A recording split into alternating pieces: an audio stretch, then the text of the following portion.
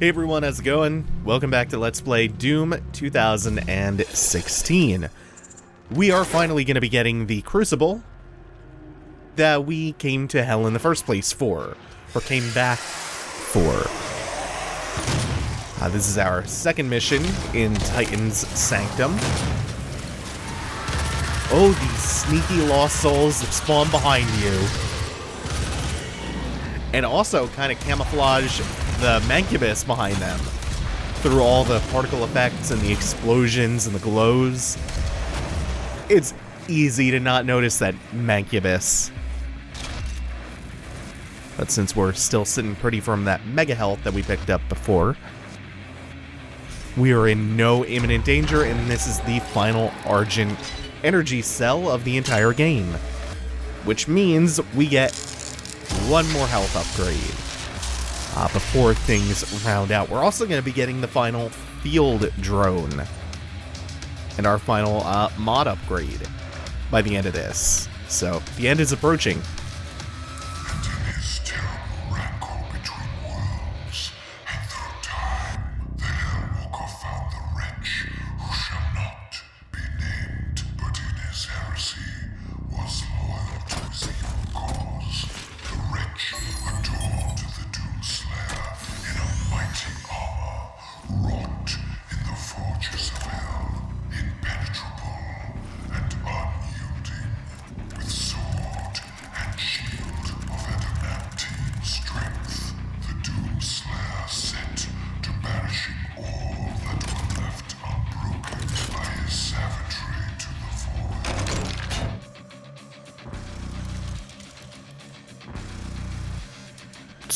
So in love with how terrified this scary demon voice is. I am so happy that it is still around and kicking. Is to have this huge diabolical sounding bard writing sonnets about how fucking horrifying the Doomslayer is. Sam. It's genuinely hard to tell since everything else in the room is blood red anyway, whether or not that was a Binky or a Spectre. Appeared a fleshy pink no matter what. I'm just showing the chain gun since I don't know if I showed it when we actually picked the upgrade up. I actually really do prefer the mobile turret upgrade. That's one of those pleasant little revelations that's come with this playthrough, is realizing how much I prefer one over the other. Ooh, hello, Cyber Mancubus. This is not the place for this. Oh, no. I actually really wanted the lock on. Ah, it still works real well, though. This Diablo room. Just lakes of blood all over the place. Diablo 2 especially, in the lead up to Mephisto. Like, it's not even a Doom room, it is a Diablo 2 room. Let's switch back to the good old boy. Aside from the overheating, oh, this is so good. I'm pretty sure. Oh no, that doesn't appear to be the case. I don't know, it's hard to tell. Maybe it is cooling down faster because of the haste rune. It's actually really hard to tell. Oh, come on. Let's get this Pinky with that, or this Spectre. Whoa! Again, enemies running interference and disguising other enemies. Distracting you.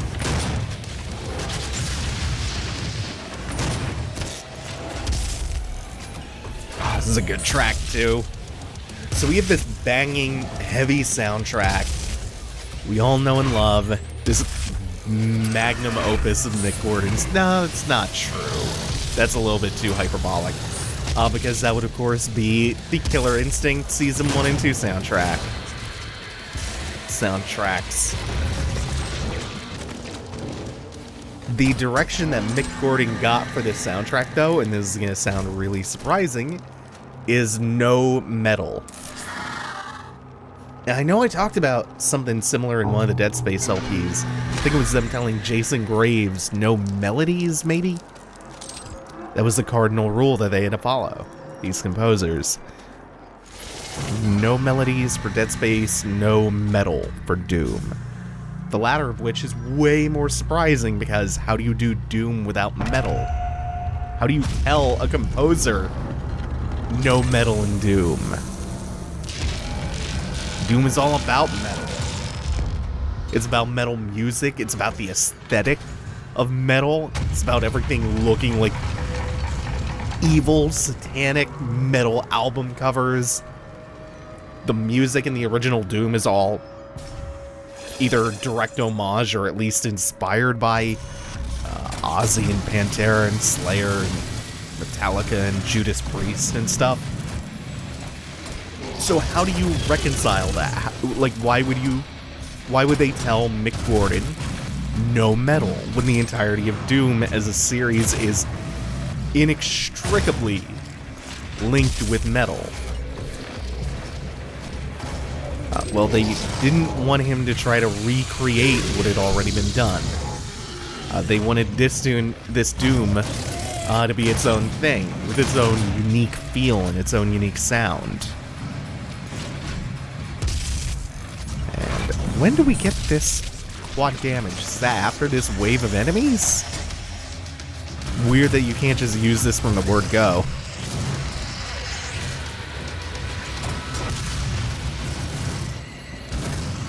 But yeah, they wanted this Doom to be its own thing. Like, they wanted it to have its own unique sound. Instead of having kind of a generic heavy metal soundtrack or something that's just trying to recreate Doom 1 and Doom 2. And as a result, Mick Gordon spent a lot of time experimenting with different sounds. And he created this really heavy, synthy soundtrack. And then after all that, when he was at a place he was happy with the synths, went back and kind of went, okay, this is great, what we have is great, but some guitars would really tie all of this together. It was very particular about them being guitars, and specific kind of guitars that. Not just because, like, oh, metal and electric guitars, you know, they go together like peanut butter and jelly.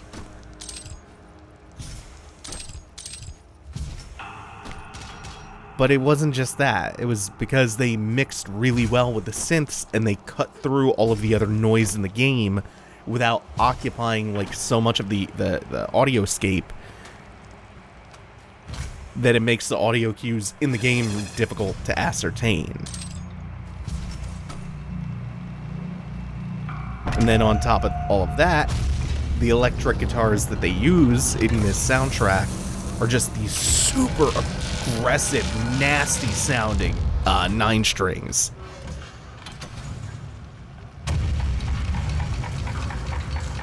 And that's when the thrash and the industrial and the heavy metal influences finally really come into the picture. At the 11th hour with those 9 strings. And they gift wrap this package instead of acting as like the foundation for it, or like the president's side, I guess. The cherry on top. And the result that you get is like this really distinct, unique sound. Something that's instantly recognizable as Doom 2016. Something that sounds astonishing because it's Mick Gordon, and fucking anything that he touches is gonna sound good. Like, there is a baseline level of good that everything that he does is just gonna be at. But he really hit on something that is Doom. Something that is authentic sounding. Something that is authentically Doom.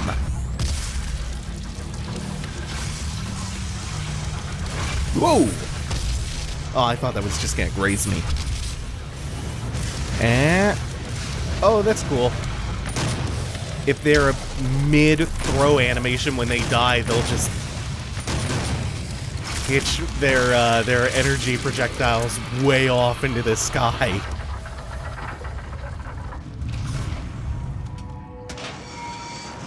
So we hear some kind of metal scraping. I'm not taking that teleporter yet because that's still not opened up. Oh, it's down here. That's what we finally open up, this path below. And this acts as a point of no return for the back half of the level, for the first half.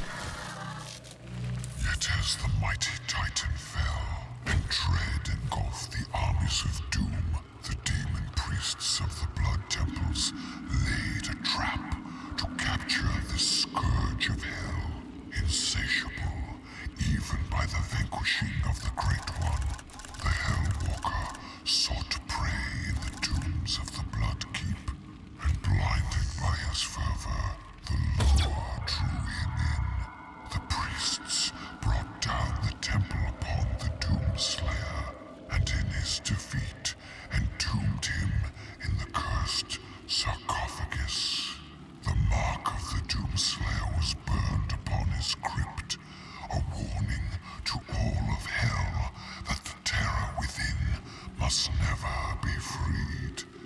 There he lies still and evermore in silent suffering. So we can't kill the Doomslayer. That's so completely out of the question. We cannot do that shit. No, no, no, no. What do we do? He is so scary. I hate that guy. I hate the Doomslayers so much. Oh no, I lost my footing. I lost, like, my orientation. So what do we do about the Doomslayer?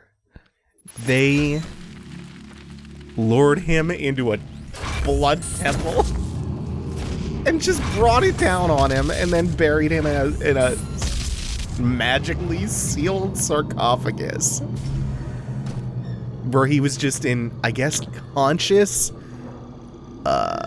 stasis, like purgatory. Look at this setting for a totally different video game. There is just another game happening all the way in the distance.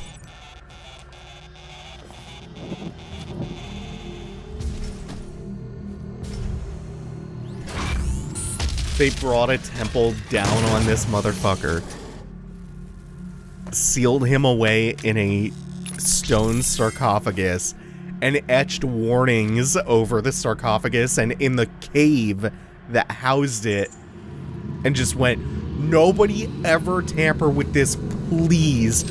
Y'all, if there is one thing that I am asking all of you to do, it is please do not disturb this. Y'all know what will happen if he gets out. It will be so bad. Please do not. And they didn't. For a while. Until Samuel Hayden came along. And effed things up for the demons.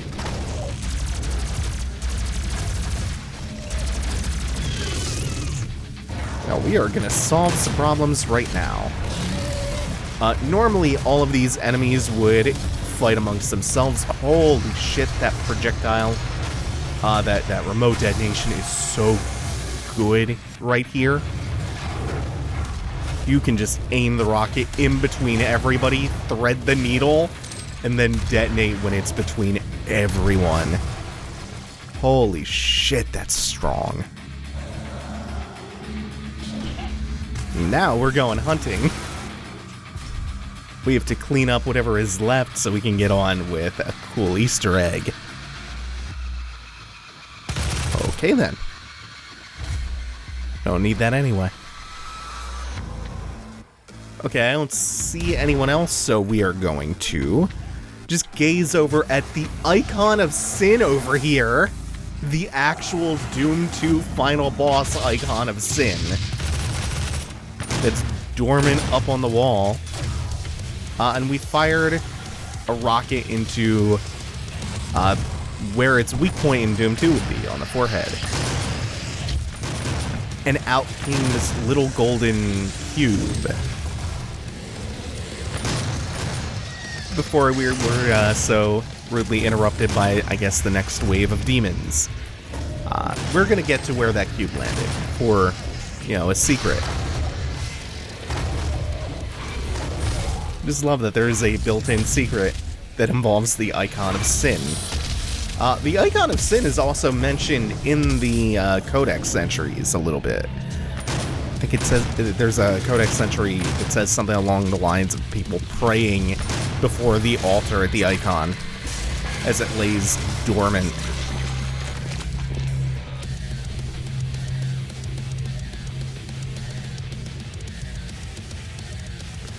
Yeah, you just hear how aggressive this guitar is?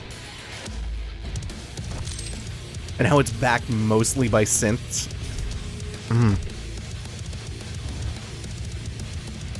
As how we get deeper in the game, how this becomes more and more metal. Like for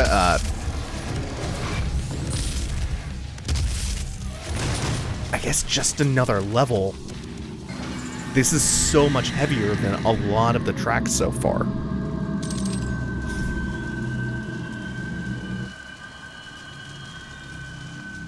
You need to remember that's there.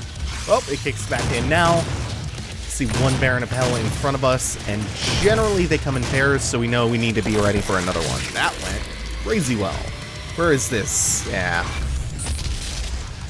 He is not going to have the chance to cross that hallway. No way. I should have just committed to the shot. To charging siege mode and firing. I thought if I stopped charging it, I would have enough time to dodge the projectile and still got caught. Please take advantage of that since I know that there's some fuel nearby. Oh, hey. Oh! That is a lot of specters. Hold on. Oh my god, that's such a problem solver. Even from the front.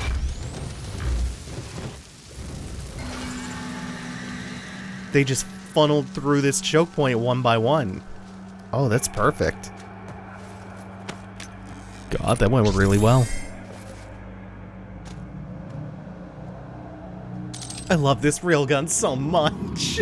It's so good. This secret, by the way, the Hazmat Doom guy, is what we get for shooting the weak point of the Icon of Sin. The railgun model. Yeah.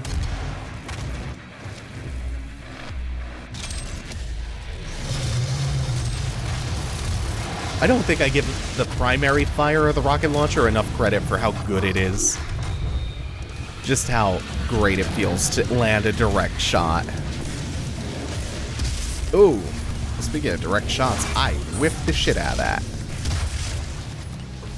And this is going to get really complicated because this is not a huge amount of space to fight in.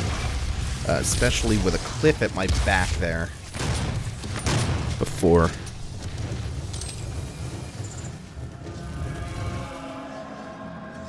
Oh, this is making me wish I had burned a BFG shot on one of those barons. Yeah. Oh well. Hindsight is 2020. You know what they're gearing us up for.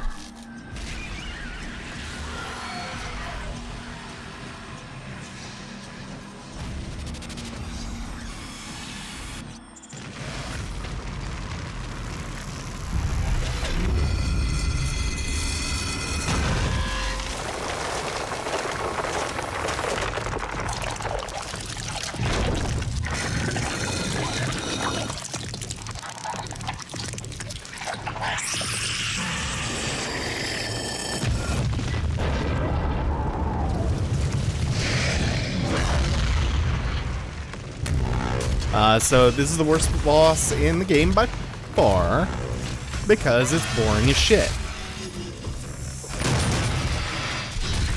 This is the... oh god. The name is escaping me. Hellguard. The Hellguard is a god-awful fight. I have to time that a little bit later.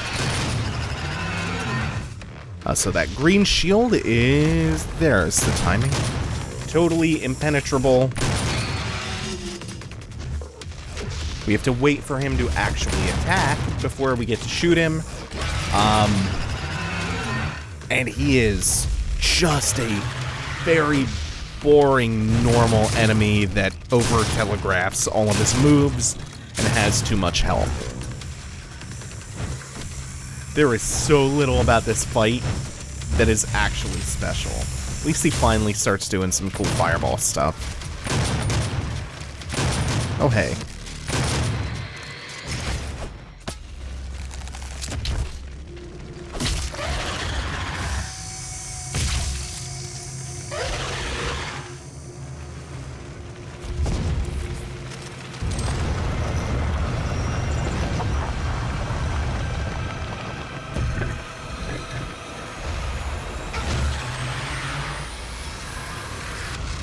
And then you get to fight 2 more! These ones, at least, don't have the shields, which means the BFG is actually effective. Doubly so if you're using that little chestnut. I guess this part of the fight is at least a little bit fun, because it gets somewhat chaotic. It's still not great. They also gain a few new moves here. I really wanted a slow-mo damage.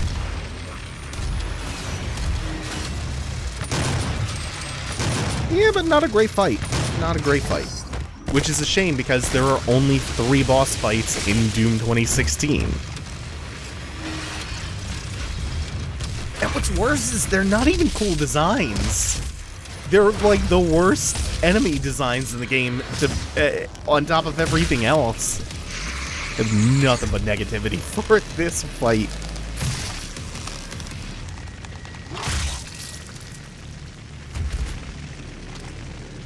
I will give it this. Those are 3 unique glory kill animations, and they're all pretty good.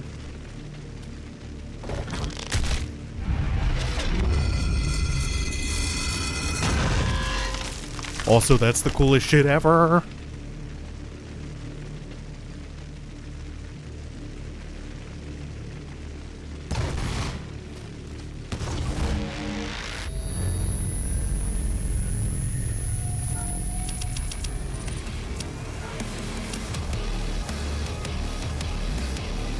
Alright, that's gonna do it for now. Thank you all for watching. Take it easy. Have a good one.